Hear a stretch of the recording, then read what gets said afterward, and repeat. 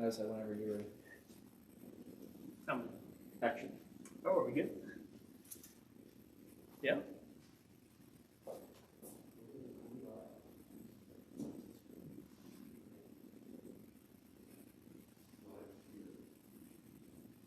Yeah, I don't want to jump the gun.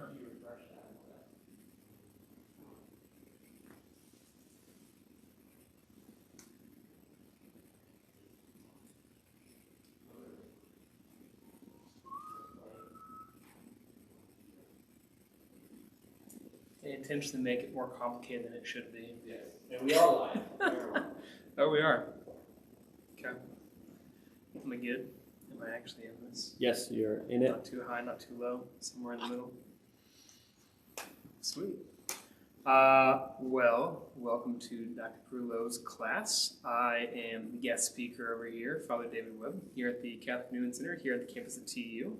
And for class today, I was asked to just kind of give you a little tour, a walk around through, well, our church. In case you've never been to a Catholic church, you don't know what it looks like. Just sort of walk around. I know you've been studying a lot about the Catholic Church, what it looks like, what it does, and so we're going to cover some of the basics as far as walking around. So buckle up. Feel free to ask any questions, and I think I might be able to answer them. Maybe, maybe not. Yeah. If you ask them, I might be able to get answers to those. Yes. So, basics of the Catholic Church. In order to understand Catholic worship, you kind of got to go back to the Old Testament. Figures. All these new things start with something really old. And so, whenever you go back to the Old Testament, you look at the Word. You look at where does it come from? So the Jewish services would start with synagogue, temple service every Sabbath. They go to the temple and they'd read from the scrolls. Where does that come from? Well, it goes back to Moses in the desert. As they're leaving Egypt before they even get to the Promised Lands, God gives them the 12 Commandments. He gives them the law. They read the law, and they say, "Do you believe in this?" And they said, "I do." And so they sprinkle the blood from the sacrifice. That's solidifying the covenant with the Word. And this is where we get our first half of the Catholic Mass. This is where the Jews get their service every Sunday, every Sabbath. It comes from this notion of coming together, reading the Word, affirming it, believing it. The second half of the church service is the sacrifice. It's the Eucharist. That comes from what they do outside of just the synagogue service on the Sabbath. They would go to the temple and they'd offer sacrifice. Because whenever you fail to live up to the Word, you make up for that by recognizing that what is yours is God's, and what is God's is yours. Going back all the way to, well, Cain and Abel do this, Genesis even. So you're talking about what do they do is they recognize that if I made a covenant with the Lord, He is mine and I am His. And how do I prove that? What does that look like externally? The things that I have are not mine, they are His. The things that He has are mine as well. And how do I recognize that? By making offering of what I've been given to the Lord. And this is where we see the church service in the modern Catholic Church arise from. These two parts of the Jewish worship, coming from the temple, coming from the synagogue, merging together. So the first half, liturgy of the Word. The second half is the liturgy of the Eucharist. With that, I think we'll just do a little walk through the church. Yeah.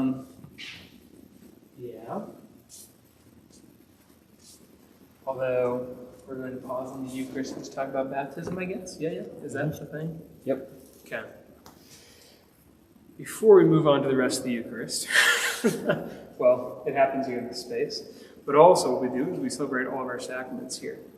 We have baptismal fonts. This is where we baptize people. Here at the Newman Center, we don't do that as much because we're not an actual parish. So normally that's reserved to parishes, your parish home, where you come together to worship with your community. Here at the Newman Center, it is a particular parish known to just serve the needs of the local community. Not so much a general parish served to from birth to death. This is really reserved mostly for college students in this particular need here. But every once in a while, we do have baptism here, so we use baptismal fonts. It's 8-sided. Most of the baptism fonts are symbolizing the 8th day, symbolizing the first day and the last day, symbolizing the entrance and the beginning and the end of our faith, where it comes from and what we start with. We start with baptism, entrance into God's heavenly family, recognizing He's called us to be a new creation, made in His image and likeness, created good and fallen, but restored through His goodness. Without that, there are no sacraments. And so we start with baptismal font is usually located near the entrance of the church. So that as you come in, well, COVID times we don't have any water in here, but non-COVID times there'd be holy water. As you come in, you sign yourself the sign of the cross, and then you genuflect before going into a pew. If the sanctuary lamp is lit, if the Eucharist is present, we genuflect. Otherwise, we just do a bow to the altar. What else? Candle. Candle, sanctuary lamp, Easter candle. Easter candle. That's the one guy. Every year we do an Easter candle, and what that means is, well, it's a very intricate rite that we do once a year. Every other candle in the church, we burn through them. It happens. We light them. We bless them at a certain point in the year. The Easter candle is only made once a year. So every Easter, once a year, at the Easter Vigil, they get a new one. This one is for 2020. And what they do is they do a special rite of the blessing of it. I think it's going to be fighting a little bit. Okay. And what they do is they do new Easter water, and they actually dunk it into the font when they bless it. They do these incense sticks as a little sign, and they start with just this one light, and they process it into the church in darkness. Right after Good Friday, so at the Easter Vigil, the whole church is dark. It cannot start until it is dark outside. And they process in this one light. This one light is what feeds the rest of the church. It's beautiful to see how it's symbolical of Christ being the light that guides us on our way, the light that has come to shine in the darkness, the light that guides us and enlightens us. And so we also use this for every baptism, and we use it for every funeral as well, and for every Mass done in the Easter season. We do have baptism to recognize that this is the beginning of where we start. We do have funerals recognizing our end is a new beginning, recognizing every beginning is an end. Every end is a beginning, and the whole 8 sides, recognizing there's 7 days a week, but the 8th day is a new first day.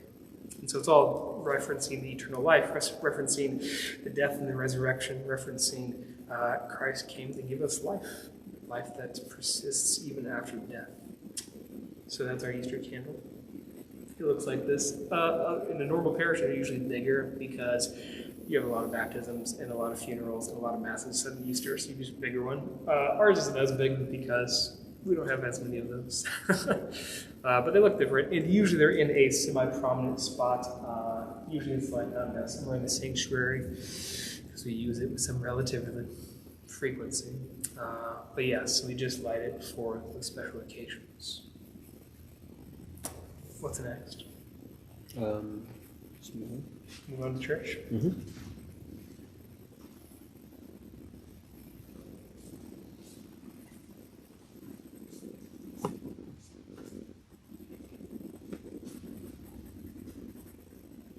So, if you enter a Catholic church, you always, like I said, start with holy water font, start with signing yourself, reminding yourself of your baptism, reminding yourself of your entrance into the church and your entrance into the church.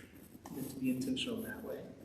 And then you come to your pew, you genuflect, and you usually pray before Mass. Again, sanctuary lamp signifies that the Eucharist is in the tabernacle.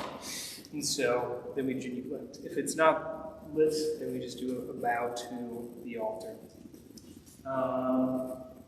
As I said earlier, 2 parts of the Catholic liturgy is liturgy of the Word. So we got and so we had the 2 parts set up because those are the 2 things that happen in the sanctuary. Sanctuary is where the sacrament takes the body of the church, and at the head, where Christ is there. Christ is there to celebrate the sacraments. The Catholic Mass is meant to be a prayer of Christ to the Father. It's an offering, it's a sacrifice. It's a recognition that Christ gives us the sacrament that we are called to participate in, not just be bystanders who are spectators watching. We're meant to be active participants. We're meant to be engaged in the liturgy of the Word. We're meant to reflect. We're meant to have that Word change us. We're meant to have a conversion. We're meant to receive from the altar the gifts the Lord gives us, prepared for us by Christ's hands, and then receiving Christ himself. The gift he calls us to receive is the gift he gives us. And so we think about that whenever we come forward at Mass. Again, I'm sure you've heard time and time again, probably in this class, but the Eucharist is the body, blood, soul, and divinity of Christ. We do believe it to be not just bread. We believe it starts as that, and then the moment of consecration, it changes to body, blood, soul, and divinity of Christ through the Eucharist, through the sacrament of Christ. And so, what else do we want to talk about? The crucifix, or the altar cloth, or the Advent wreath. Most all Catholic churches, not all of them, but most of them do have a crucifix, and it is meant to be in a place that is prominent and visible to all. It is a sign that Christ suffered and died for us, and this is where you experience the fruit of that. Sometimes I think a lot of people wonder why we have crucifixes when so many other places, other Christian churches, just use crosses. Why do you use a crucifix? Why is he on that cross? Didn't he rise from the dead on the third day? Why is he up on the cross? And the thing I always come back to is, if he didn't die, then there would be no purpose to a cross in the first place. If, there was no dead body there, then there would be no sacrifice. If there was no sacrifice, there'd be no grace, there'd be no redemption, there'd be no salvation. And no, we do not believe Jesus is dead on the cross still. He did rise from the dead, we do believe that. But an empty cross is a sign that he is not there, and he is here. He is here to be with us. That's why he died on the cross. And so that's why we usually have a crucifix in the Catholic Church. Down here we have our Advent wreath. We are in the liturgical season right now of Advent, the beginning of the season. We do Advent, ordinary time. Hang on a sec. Lent. Did we lose our signal? Yeah, we're back, I think. We might be good. We might be having technical difficulties. It's hard to say. We back on the Yeah. Oh, okay. Sweet. So we start with Advent, and then we do ordinary time, or Christmas, then we do ordinary time, and then we do Lent, and then we do Easter, and then we do ordinary time until we start back again at Lent. During the year, we go through all these different seasons.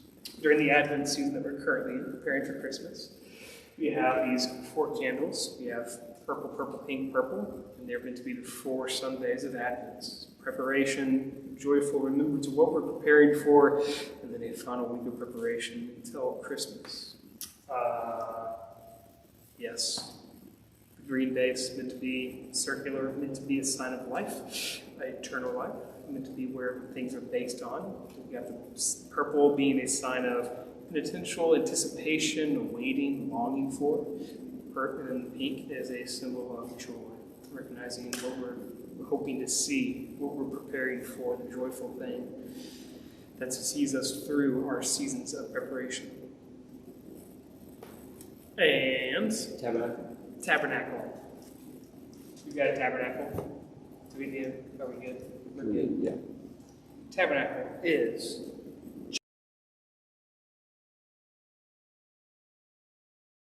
it is always going to have a tabernacle light next to it, the red sanctuary lamp.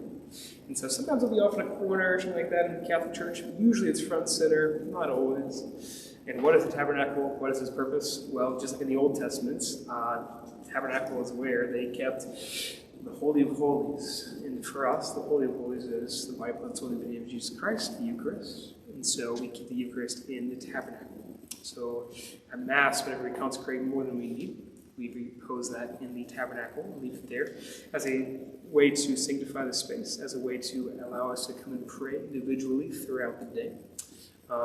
And so that's what the tabernacle is for. The statues. Over here, we've got a Mary and we got a Joseph. They're Jesus' parents. And they're called to remind us of our Holy Family. They are the Holy Family. Called to remind us that we're called to be inspired by these people. The saints are a beautiful thing that we have in the Catholic Church. I think of them as our older brothers and sisters, calling us on to greater holiness, inspiring us to do what they have done themselves. Not everyone is holy, but everyone strives to give their whole life to Christ, as they should. And these are people who have done that. and done it because of persevering through difficult times. They call us to do the same. They are in heaven praying for us. It's together for their intercession. So some people usually, there's usually candles by different statues, and a lot of that is just asking for their intercession. So just as I may ask a friend to be like, I'm just having a rough day, this and that's going on, could you just please pray for my sister, for my mom, could you please pray for the situation that's going on in my life, could you please pray that I pass this test or whatever. Just you ask friends to do that, so can you ask the saints? Because, well, as Jesus says in the New Testament, he talks about God is not a God of the dead, he's a God of the living. He's talking about he's the God of Abraham, Isaac, Jacob.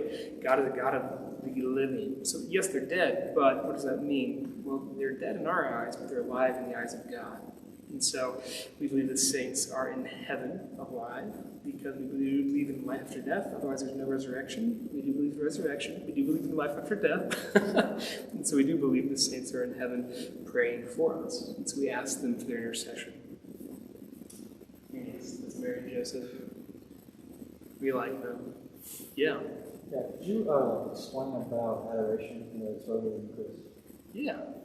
So every once in a while we do adoration here in the church. So what we do is we move the crucifix there, we move the book, we put what's called a monstrance. Monstrance is a big shiny golden thing.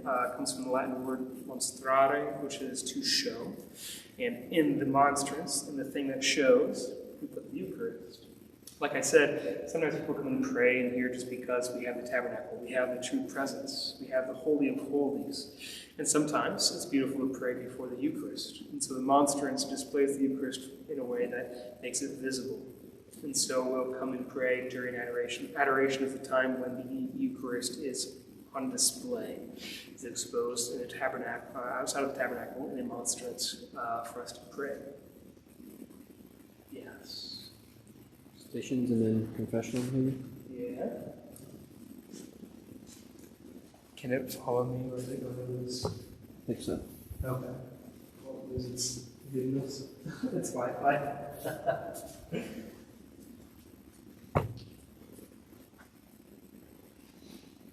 So, here on the wall, and in every Catholic church, there are stations of the cross somewhere. I've seen some places that are more like chapels that are smaller, kind of like the Newman Center sometimes, where they just have crosses on the wall to represent the stations. Here we actually do have miniature stations. Other places have like huge ones. But it goes through the 14 stations of the cross. The Station of the Cross is a devotion coming from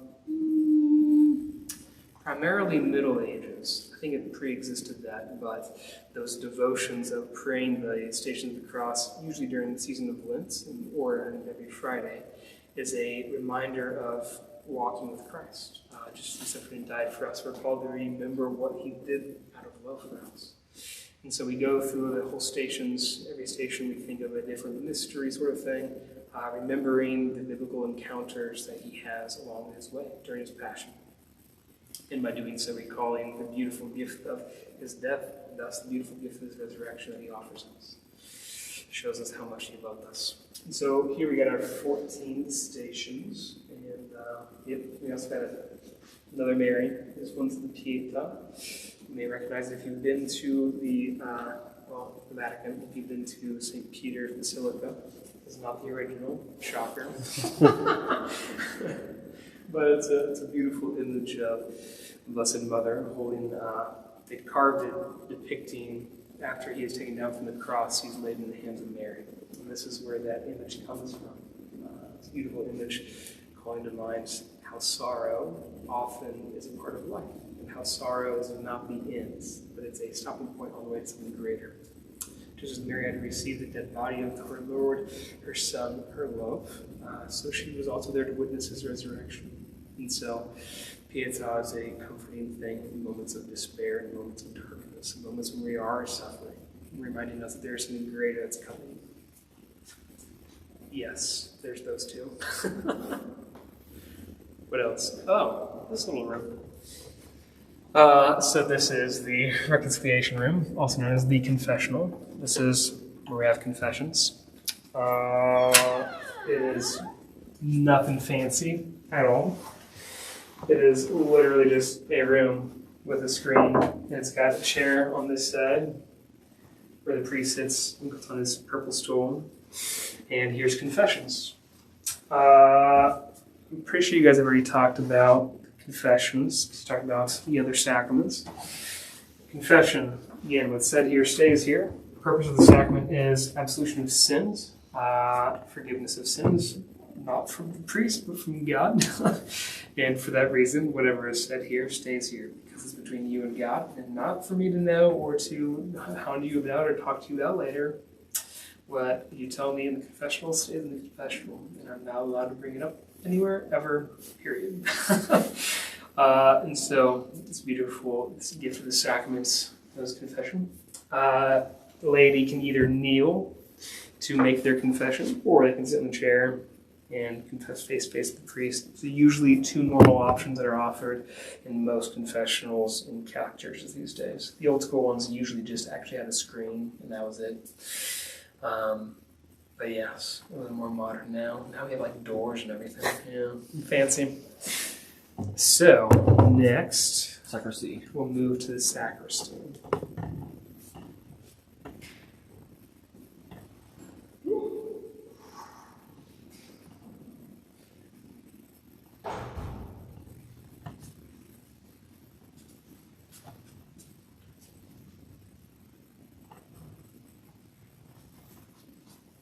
So far, so good.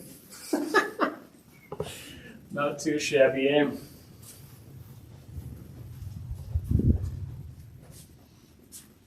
So, in case you're wondering, where do all these things that happen at a Mass, where do all those things come from?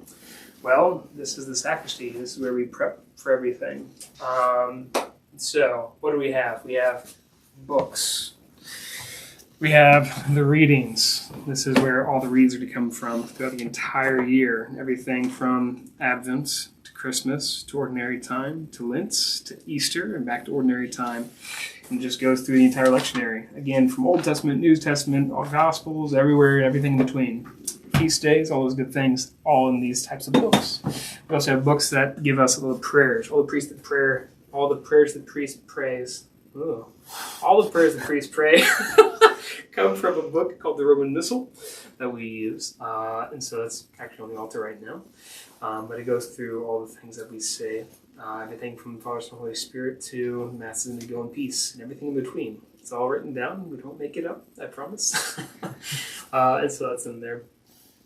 And we have everything from chalices and ciboriums, things that hold the hosts, things that hold the wine, before consecration, everything in between. Today, I brought my own personal chalice. There are many chalices in the world. This one is mine. But they come in all shapes and sizes, from, gold and silver and all sorts of things. Generally, they do have gold ornaments somewhere on it. They have crosses or different things on them normally.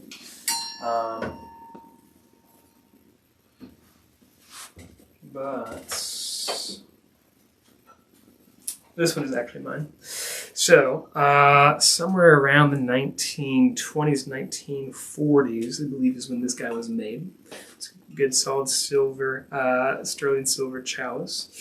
And it's got a little ivory note here with a little image of the wheat and the grapes, symbolizing the bread and the wine. And then here in Latin it says, I am the vine and you are the branches. And it has a picture of Christ on it right there, wearing his priestly vestments. And it's on his cross. And he also has those images of, again, grapes and everything on it. Again, it's silver. It's got gold on the inside. It's chalice. And then got these jewels on there. That was a gift from my family. Kind of a funny, well, it's not a funny story. So once upon a time, my grandpa gave my grandma a ring wearing, and it had all the birthstones for my grandma and my grandpa, and then their 5 kids, and they added my brother, my sister, and me, and we ended up with 10. So that was this beautiful 10 gems, birthstones on my chalice, which is a gift from my family. Anyways, this is my chalice. Chalice holds the wine. I know, shocker. This is the paten. Paten holds the hosts. We have purificator. This is what we use to wipe and clean the chalice. And then we, afterwards, purify it. We boil it in water and then dump that water outside. And we have a ritual for that, naturally. And then we have, this is the pall. The pall just covers the chalice whenever you're celebrating Mass so that nothing will really fall into the chalice. I've heard a good number of stories over the years of if you do Mass outdoors or something, or even just indoors, and like a fly flies in, or a spider. I've heard a spider falling into the chalice and someone having to consume that. You avoid those things by using something to cover your chalice. Makes life a lot easier, so you don't have to consume random things. And then you got your corporal, the thing you lay out underneath, so that if there's any particles that fall, they'll be kept in those. This is where we prep all those things. We've got tons of hosts. Stockpile. We don't have as many right now. After we restock that, I suppose. There's tons of hosts. Tons of hosts. We got wine. We got all sorts of good things. Wine, water, cruets, lots of candles. Over here, we have monstrance. We did talk about this monstrance. Here's what a monstrance looks like. And so it's actually just got a little thing on the back, like that. Slide in the host, do the Eucharist, like that. You got a monstrance. Again, Latin, monstrare. And so rather than just a host, that would not be very visible. They do this big glorious thing with all these things to help you draw your eye to something that is more important. That's which is in the middle. Hence the name monstrance. And vestments. Yep. Okay. Over here, we've got vestments. This is my alb. And got my amice. I should have that's should I? That's kind of silly. No. It's not worth vesting. You'll see if you come to Mass. Put on the amice first. Amice, the purpose is to cover the street clothing. And it's kind of interesting. Whenever you do something fancy, you wear something fancy. Whenever you do something special, you wear something special. Whenever you graduate, you wear a cap and gown. What does a bride wear at her wedding? Well, she wears a dress that she only wears that one day ever and never before or after. Why is that? Because when you're doing something special, a covenant, for example, you wear something special to signify this occasion is unique, unlike other things. And so rather than just wearing what I'm currently wearing, which I could do to celebrate Mass, but rather than doing that, we actually have vestments. We have things that you wear. So again, amice, covering street clothing. And with all these different things you vest, you put on, there are different prayers that go with each of them. And so amice, and then you put on the alb, and then you put on your cincture. Again, all these things are also symbolic. They also have different meanings. So amice covering up your street clothing, the alb covering up, symbolizing purity and grace. The cord, cinching you, gird your loins. Those sort of things from the scriptures. And then you put on stole symbolizing the priest's power and authority. Again, not mine, but it's the yoke of Christ. It's the yoke that Christ gives us. The power to do what he tells us we are given the power and the ability to do. So it's symbolizing a yoke, hence why it's shaped the way it is. And then, finally, the chasuble. Chasuble is symbolizing charity. Charity covering everything else, including the authority. Meant to do all things in love. So, again, we have different colors. We have violets, purple. This is for the seasons of Advent and Lent. We have, again, rose, matching our candles up there. We wear this twice a year during special joyful Sundays where we're called to be rejoicing. We have red. So we wear red for feast days of martyrs, for feast days of the apostles, because they're martyrs. We wear it for Pentecost. We wear it, I think that's pretty much it. Yeah, that's where we wear red. We do have white. We wear white on Easter, on Christmas. We wear white during those seasons. We wear white on feast days of virgins, religious. We wear white on Marian days. Yeah. Interesting enough, for a lot of funerals, we wear white. You're given 3 options. You can wear purple, you can wear white, or you can wear this other one. What you don't see very often, you're allowed to wear black for funerals. Otherwise, we wear black just on All Souls Day. But yeah, so we don't wear this one very much. It exists, again, for funerals or for All Souls Day. We have green. We wear green during ordinary time and on days when there is no feast day, no memorial, no saint we're celebrating. Yes, and again, stole, chasuble, goes on, everything else. I think I covered all the colors, right? Yeah? Yeah, so, yeah. It'd be kind of silly if I forgot one, but there's also a lot in there, so that happens. What else do we want to talk about? Questions? We can move it outside and see if anyone has any questions. Okay, let's do that.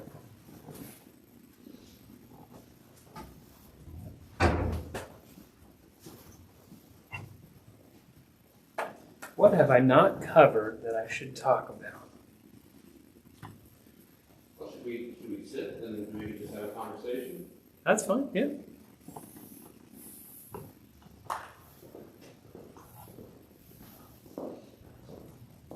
Should I take a little chair? So I've been here the whole time. Hello, everyone. Mute my. It's great. We are so grateful that Father Webb was here and Gerald Murphy, our catechist, to come and talk to us, give us a tour. If it wasn't COVID time, we could have done this in person, but it's a real privilege to be able to do this in any case.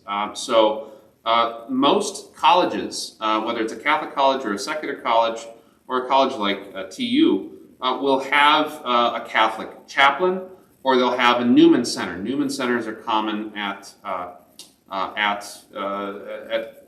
colleges that aren't traditionally Catholic. Could you tell us a little bit about what Newman is for, why we have Newman Centers, what kind of things you do on campus besides the sacraments? Yeah.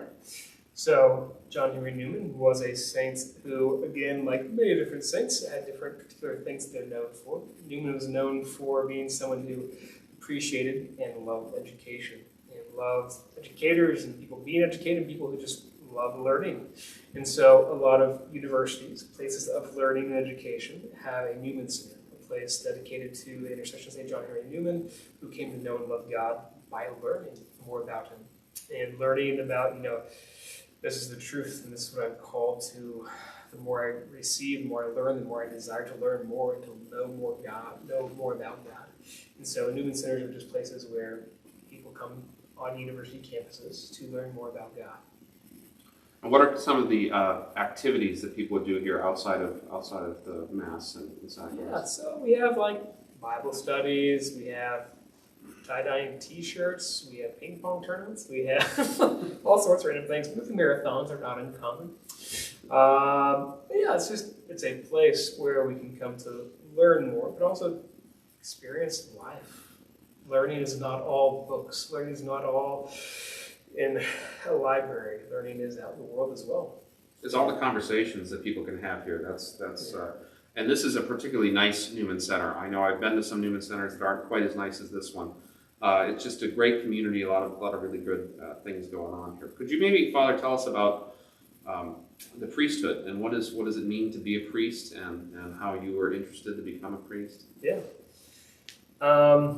So I grew up Catholic. My family grew up going to Mass, baptized as a baby, and we'd go every Sunday for the most part. We'd skip sometimes, but not too much. And it's one of those things where like faith for my family was something that we did on Sundays. We'd show up a little bit late to Mass, we'd leave a little bit early, and we don't pray during Mass. We're what's known as cradle Catholics. And we didn't know much about faith either. We didn't really care to know much about it. It's just very much so a Catholic in name sort of thing. Go through the motions. And it was whenever I was a little bit older, when I was in 8th grade, that I had a mini crisis of faith. One of my best friends, he passed away due to brain aneurysm. So he was good that morning. We're at school and ended up going to the hospital and drug induced coma and was dead that night. And it just had a lot of questions arise in my life about why him, why not me, why now? Someone who, again, he was from a very Catholic family, same school, same neighborhood, same church. We all lived together and spent all of our time together. And I realized a faith in name only does absolutely nothing for you whenever you need faith. Faith is meant to bear fruit of joy and peace and consolation and truly just believing that there's something that you are convicted about. And faith in name only doesn't do any of those things. There's no fruit to be had there. And so it was by realizing I desire to actually have true faith. And it was through mourning my friend's loss that I realized there is something to believe in. I had a lot of questions in my life and not many answers. And so one day I went to the Adoration Chapel because my friend, he would go to the Adoration Chapel a lot with his mom whenever she did adoration. And I walked into church and it was during adoration and I just walked in and there's just like wave and peace. It didn't answer all my questions. I didn't hear a voice, but it was just one of those things where I knew that was not just bread. I knew that there was something different about this place. It was through adoration that I started having faith. I started to believe in something greater than myself. That there is a God, that there is a Catholic Church, and there's truth in these things. Not just stories I grew up with, but there is something of real substance. And so I started going to adoration every week. I signed up for an hour in my parish growing up. And it was by doing that a lot of people would say, "Oh, you're going to be a priest." I'd be like, "No, I'm not." I don't know where you get that idea from. I'm normal. I'm going to go to school. I'm going to go from the state. I'm going to get married. It's going to be nice. We're going to do good things. I'm not different like that. No. And lo and behold, after a few crazy God moments where God just does things that just surprise you, I kind of realized I needed to at least apply to the seminary and give it a shot. Seminary is where you go to study to be a priest. And so I applied and figured the diocese will say no, and then I'll go from the state and I'll do my things I have in mind. And I applied, and the diocese said yes. And so I went to seminary. And lo and behold, the more time I spent there, the more I realized my reservations, the reason why I think I couldn't be a priest. I was a public school kid who didn't know much about my faith, came from a broken family, alcoholism, just a lot of negative things in my life that I was just like, this is not what a priest is made of. This is not where we're from. God calls certain people who are just blessed, like angels, cherubs, sit down from heaven to do these holy things. And that's not me. No.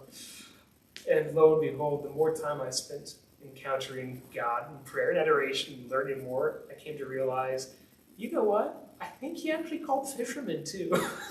I think he calls normal people to do holy things. And that's kind of where my vocation started. Recognizing God's called me to do something extraordinary in a beautiful way that I am not worthy to do. And I love that. It's a beautiful gift. What is seminary like? How long were you there? What did you study? So I went to seminary right out of high school. So I went for 8 years total. I did 4 years in get my undergrad degree in philosophy at the University of St. Thomas in St. Paul, Minnesota. It was very, very cold because it was Minnesota. And yeah, that was a normal college experience-ish. We had a seminary building. That was our dorm and our chapel and everything. So we'd pray, we'd go to cafeteria, we'd go to classes on campus, and get our undergrad degree. And then after 4 years, get my degree. Then I moved on to major seminary and went to get my degree in theology. And that's a 4 years master's program that we work on. And so I did that in Cincinnati, Ohio, now St. Mary's of the West. And yeah, got that, came back, got ordained, and I'm a priest of the Diocese of Tulsa now. What does that mean for day to day? What does a day in the life of a priest look like? Well, it depends on where you're assigned. As a diocesan priest, we promise obedience to the bishop and his successors. What does that mean? That means I don't choose where I work. I don't choose my assignments. I don't choose where I'm called to serve. I serve wherever Bishop tells me I'm serving, and that's that. What you do with when you're there is up to you, naturally. But right now, I am called to serve the Parish of Christ the King as associate pastor, and I'm called to serve here at the Newman Center. And so, early hours at the parish, late hours here at the Newman Center, and previously I was assigned to Bishop Kelly High School as a chaplain. And so, I did a lot of retreats and different things, did a lot of football games. I taught a few classes there, taught Old Testaments, did some freshman theology courses. I know some guys who are hospital chaplains. What they do is they go to the hospital and they just spend all day visiting the sick and the dying and consoling those who are mourning and helping, pray for the sick. Other people who work at the chancery do more administrative things. Other people who work full-time vocations director, cultivating vocations, looking for the next priest or the next generation, seeking that out. And so what your job looks like as a priest varies, depends on what all you're doing. But we all pray. We all do the liturgy of the hours 5 times a day. We all do Mass. We all do the sacraments. We're all able to do the sacraments. And it just depends on where you're assigned and how much of that's demanded of you. Now you hit on something that's sort of hard for people today because we value freedom so much. How do you reconcile obedience? What is the usefulness of obedience? And don't you feel constricted in your life because of that? Yeah. Well, there's something to be said for what freedom actually looks like. Freedom, in the generic sense that we think of it, is, in America, you can be whatever you want to be. Well, there's actually limitations on that sort of thing. You can't be things you cannot be. And you cannot be both A and not A at the same time. There are limitations, and you can only do these things that are within your grasp, within your reach. And in all reality, we all make choices based on those things. For me, obedience is one of those things where instead of choosing, I get to pick where these things come from, it's better and more advantageous and, the way the church operates for me to say, I don't serve where I want, when I want. I serve according to when and where God needs me. And yes, there's not freedom in that. And yet, if you freely choose it, it's still something I freely choose. It's not something imposed on me. It's not a slavery thing. I freely choose to serve when and where Bishop needs me, as he needs me. Mm-hmm. And there's a lot of freedom in that, because the Lord knows if I'm stressing or anxious about, oh my gosh, does my congregation love me or not? If I make that choice, if I say this, yes or no, to this or that parishioner, might they try and get me removed? We don't have that sort of issue in the Catholic Church, because I don't serve them, I serve at the leisure of the bishop. And so there's a bit of freedom that comes with that as well, I think. That is surprising for some non-Catholics that, we get the priest that the bishop sends us. We don't really have a choice in that at all. Yeah. Right? In many Protestant churches, you call the pastor or the preacher to come to your church. Also related to that is celibacy. Celibacy is a surprising selection in the modern period too. How do you explain celibacy to people? Yeah. I usually explain it thinking of in the same way that a man cannot have 2 wives and 2 families, because it comes down to you cannot give yourself fully to 2 different people and to 2 different families. There's just not enough of yourself to give. You can do a okay, decent, half-assed job twice, but you cannot fully give yourself to more than one thing. That's the same thing with us as Catholic priests. I cannot fully give myself to serving the needs of wherever Bishop puts me and serving the needs of my family. And so, it is a part of a call to be married to the church. That is my life. That is my vocation. That's where I spend my time, talent, and treasure. And this is what I'm called to serve.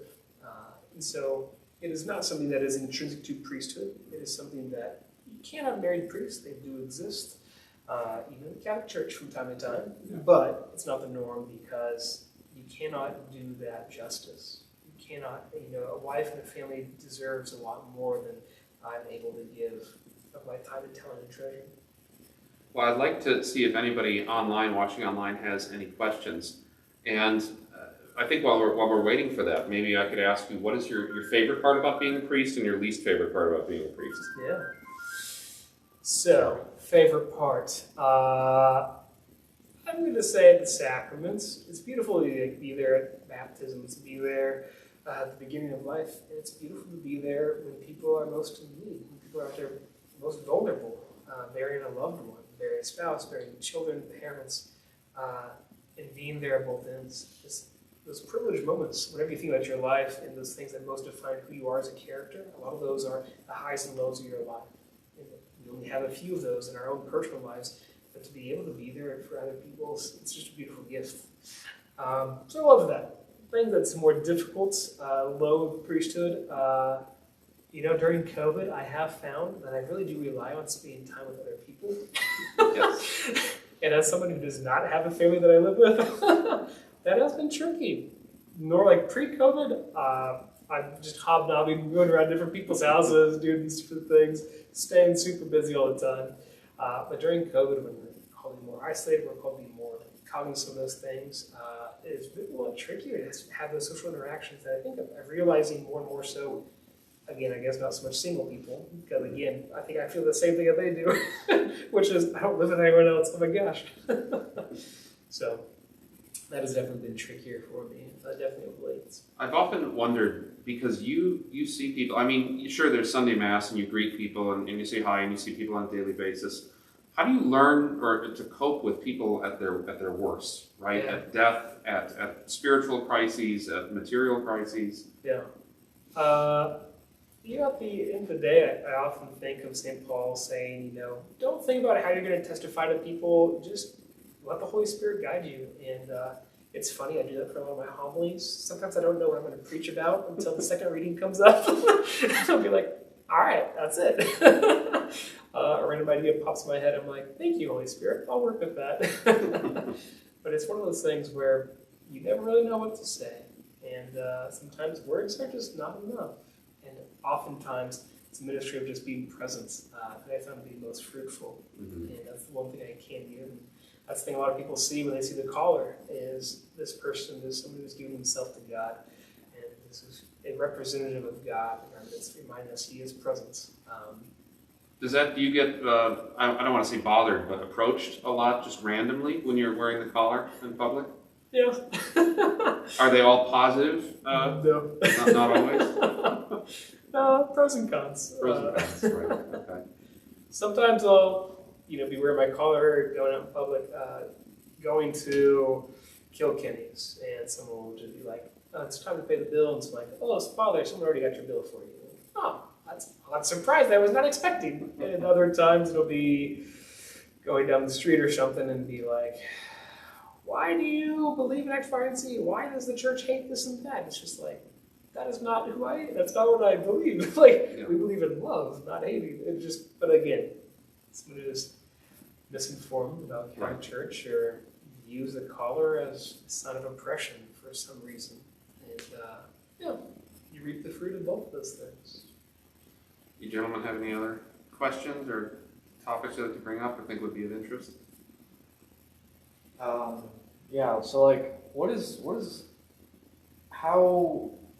deep is the relationship that you have with each of the members of the church that you serve? Because for example, in the Protestant church, those relationships can be different. But how is that specifically different with the priest regarding, for example, the sacrament of confession and other things outside of the actual Mass? I do think I hate to rely on Hollywood for these sorts of things, but there's something to be said for if you're going to do a Hollywood movie right, then there's going to be, if there's a wedding, there's going to be a priest. If there's a funeral, there's going to be a priest. If there's an exorcism, there's going to be a Catholic priest. Why isn't that? And it's something about, if it's going to be serious, you're going to call on something that's more substantial. And I think it's kind of comical that's used so trivially in modern day common, Hollywood. And yet also there's something to be said for, whenever there's real problems or real joys or real griefs, oftentimes calling on something other than yourself, calling on something that's not just a relationship that's of friendship, but relationships that is based on Christ Himself. When people come to us in the confessional, it is Christ they're seeking, not me. And the forgiveness is not David Webb forgives you. Who cares about that? No one wants that. They want his forgiveness, and that's what I am able to give through the grace of ordination. Grace that God gives to Peter. Peter, here's the keys of the kingdom. Whatever sins you bind on earth are bound in heaven. Whatever sins you loose on earth are loosed in heaven. He gave him that for a reason, and for a purpose, to use them. And that's been passed on through the priesthood. And so it's beautiful to think that, I think that my relationship with parishioners usually is more serious. And it's usually a matter of, yeah, we can joke around and be lighthearted, but they also know that at any moment they want to shift gears and cover something that they wouldn't cover with any other human being. They can do that with me. And that's the way it's beautiful, with a gift that is not because of who I am, but because of what I am. I am a priest. That's kind of a beautiful gift I think we're given. Well, I can't tell you how much we appreciated it. Thank you so much. Thank you to the Newman Center. Thank you everybody that's come. And just as a final reminder, on Monday we'll have a review session for the final. So at the regular class time on Monday, I'll set up a Collaborate session on Blackboard, and we will do a review for the final, and we'll do a study guide and everything at that point. So thank you once again, Father Webb, and to the Newman Center, and I hope you all have a great weekend.